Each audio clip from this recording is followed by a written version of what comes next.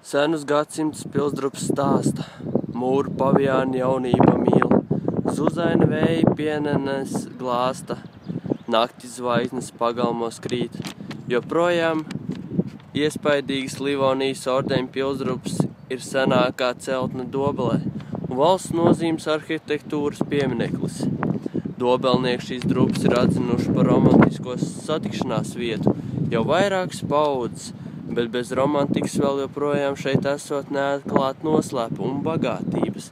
Bet kur tās ir, to vēl neviens nav atklājis līdz galam.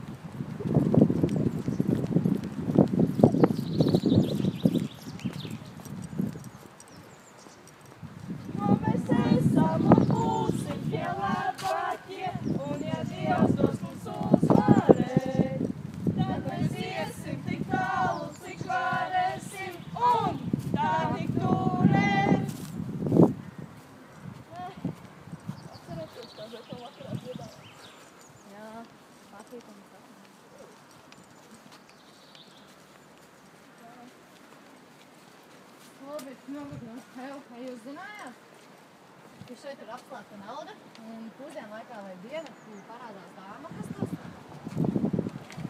Kas to tagad ir viss? Tas smieklīgi. Kas to? Izdomā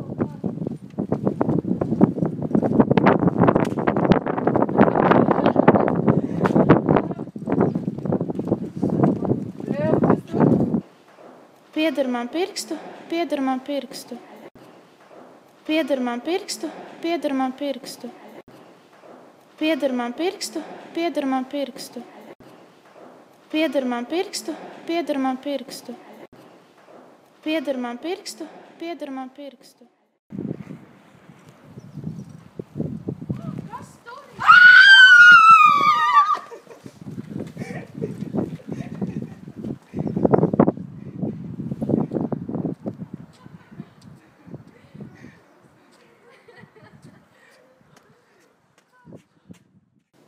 Simts gadus gulēju un gulēšu vēl.